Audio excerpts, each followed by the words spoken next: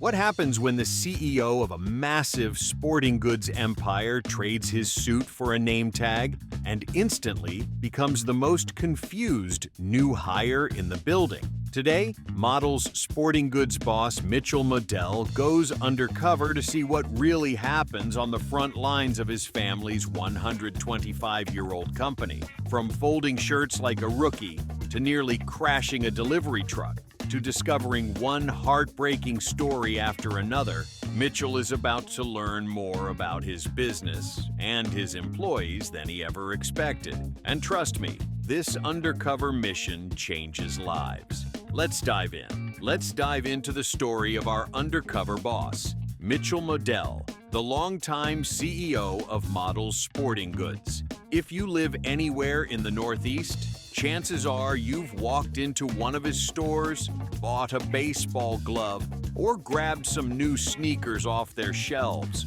With its headquarters in New York City, Models has grown into one of the biggest and most recognizable sporting goods chains in the entire country. The company serves over 10 million customers every year and generates more than $600 million in annual revenue. Despite that enormous reach, Models is still America's largest family-owned sporting goods retailer, something that Mitchell takes a lot of pride in. The company's been passed down through generations like a treasured heirloom. It all began in 1898, when Mitchell's great-grandfather opened a tiny shop selling small batches of clothing. Back then, it was nothing more than a modest little store with limited products. But with time, ambition, and a lot of sweat, the family built it into something far greater.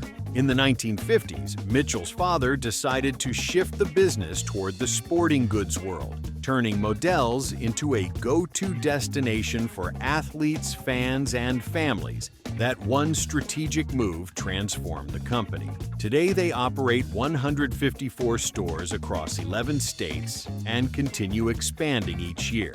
They also partner with major sports teams like the New York Yankees, the Mets, and the Brooklyn Nets. These partnerships give them exclusive early access to team merchandise, meaning Models often gets popular items before the competition. Mitchell didn't just inherit the business, he grew up in it. He worked practically every job inside the company, cleaning floors, selling shoes, stocking shelves, everything. His father believed that to lead the business someday, Mitchell needed to experience the grind firsthand. In 1987, Mitchell and his brother were promoted to co-presidents. Together, they transformed Models from an $18 million operation into a thriving company earning $443 million. However, Mitchell's life took a heartbreaking turn when his brother passed away from cancer. The two weren't just business partners. They balanced each other, supported each other, and shared the weight of every business decision. Losing him meant losing a piece of himself. And now, Mitchell carries the enormous responsibility of running the company alone. This year, Mitchell plans to open 10 new stores. But before rolling out expansion plans, he wants to make sure the foundation is strong. That's why he decides to go undercover, to see how the stores actually operate from the inside. He believes that by stepping into the shoes of an everyday employee, he can uncover hidden problems, learn what needs fixing, and reconnect with the people who keep the company running. To disguise himself, Mitchell transforms into Joey, a fictional former pizza shop owner who supposedly lost his business and is now desperate to start a new career. With a fake mustache, new clothes, and a slightly awkward backstory, he heads out to see what's really happening inside Modell's. Milford, Connecticut, assistant manager role. For his first assignment, Mitchell travels to Milford, Connecticut, where he'll be working as an assistant manager. He meets James, an employee who immediately takes charge and walks him through the store operations. Their first task is folding and stocking shirts on the shelves. Sounds simple, But Mitchell quickly discovers that retail requires both speed and precision. James folds shirts like a machine, stacking them perfectly while Mitchell struggles to even keep up. Next, James challenges him to dress a mannequin. This turns into a bit of a comedic moment. Mitchell fumbles with the limbs, stretches shirts incorrectly, and can't figure out how the mannequin's arms are supposed to bend. It's clear. Fashion displays are not his hidden talent. But underneath the humor lies a real issue. This particular store has been performing poorly in sales. Mitchell wants to understand why, because the employees seem hardworking and attentive.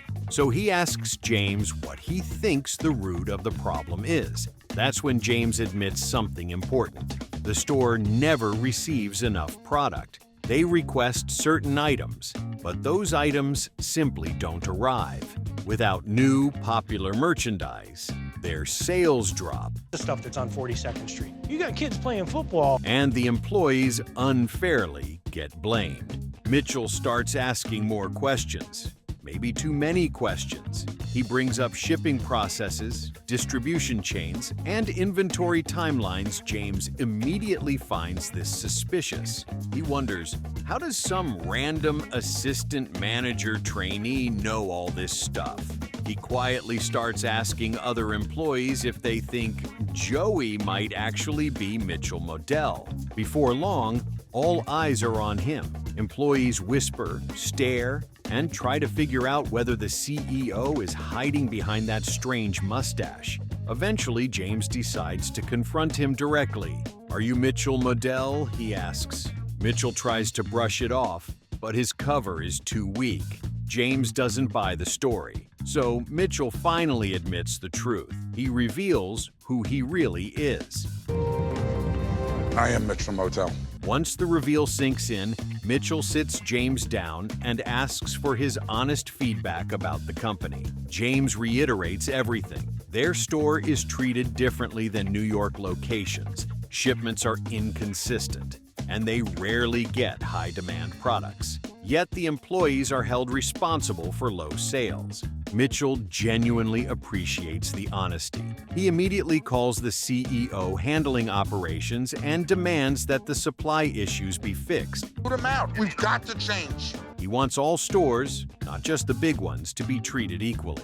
Bronx, New York, shipping associate. Next, Mitchell heads to the Bronx to work as a shipping associate. He meets Christopher, who brings him straight to the loading area and shows him how to pack boxes efficiently. Surprisingly, Mitchell does well here. He picks up the process quickly and manages to keep pace. Things go well, until they move to the forklift section. That's where everything starts slipping. Christopher demonstrates how to operate the forklift. Lift, lower, transport. It's what we call a walkie rider, all right? And park.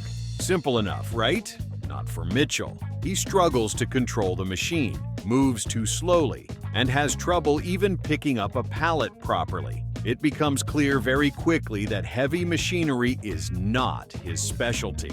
Christopher steps in to help him salvage the task, and they finish the shift together. During a break, Christopher learns that Joey wants to open his own store. With no clue he's speaking to a multi-million-dollar CEO, Christopher gives him sincere advice. Treat your staff well and pay them fairly. He mentions that at Modell's, Come home with about $230 a week. employees are only paid minimum wage, and it's tough to survive on that. The comment sticks with Mitchell. Truck driver assignment, Bronx. For his third undercover role, Mitchell stays in the Bronx and joins Kirk, a truck driver responsible for delivering merchandise. Kirk teaches him how to handle the delivery truck, but once again, Mitchell struggles. He tries driving and nearly crashes. Kirk quickly regains control before anything disastrous happens. As they make deliveries together, Mitchell learns something concerning. Truck drivers often feel overlooked and unsupported by management. Their concerns aren't taken seriously, and many feel unappreciated despite doing essential work that keeps stores stocked. This is another issue Mitchell knows needs immediate attention. Washington, D.C. store associate. For his final undercover job, Mitchell travels to Washington, D.C. There he meets Angel, an enthusiastic employee who teaches him how to properly greet customers and provide helpful service. Angel's customer service skills impress him right away. She pays attention, listens carefully, and truly cares about helping people. Angel trains him patiently, and Mitchell actually picks things up quickly this time. On their break, he learns something heartbreaking. Angel is currently living in a homeless shelter with her children. Even with her new job, she still can't afford stable housing. Despite everything she's going through, she shows up every day with a smile and gives customers the best service possible. This affects Mitchell deeply. The reveal, rewards, and life-changing moments. Mitchell's undercover journey finally comes to an end, and now it's time for the part every employee secretly dreams about. The moment when the disguise comes off and the truth comes out one by one. He invites the people he worked with into his corporate office. None of them know what's about to happen, but each meeting is about to change a life.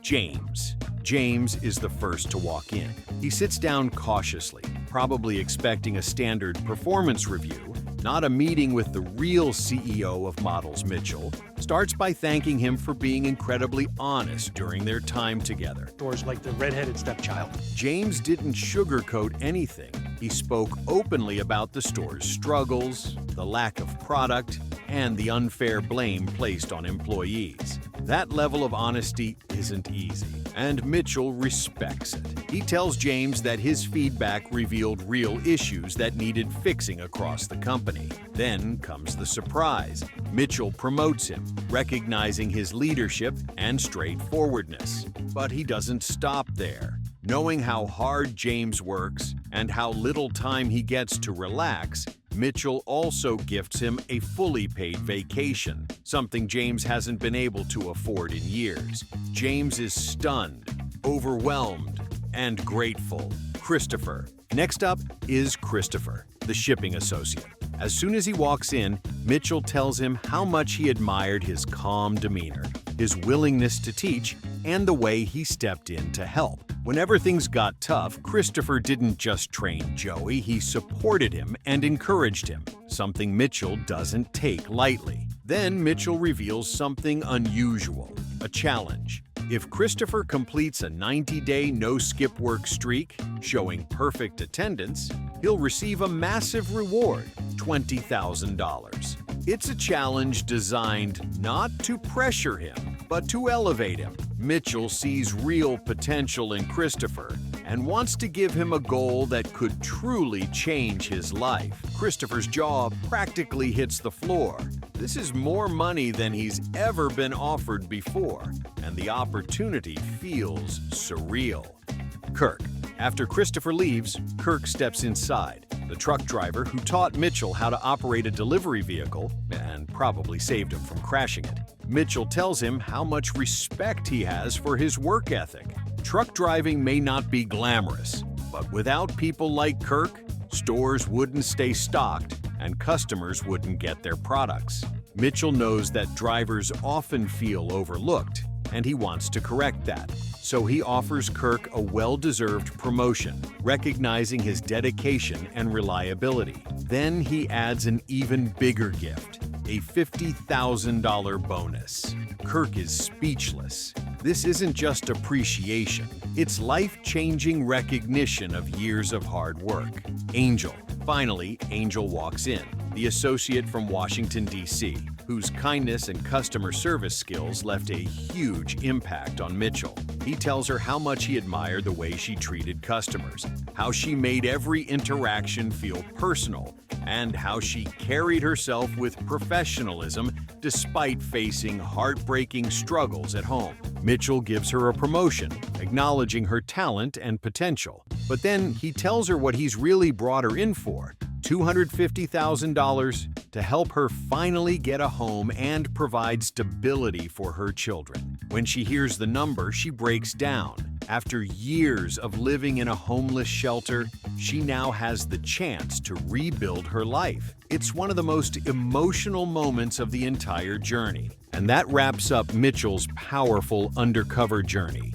A reminder that real change starts with listening to the people on the ground. If you enjoyed this story, hit like, subscribe, and share it with someone who loves these transformations. More unbelievable, undercover boss stories are coming soon.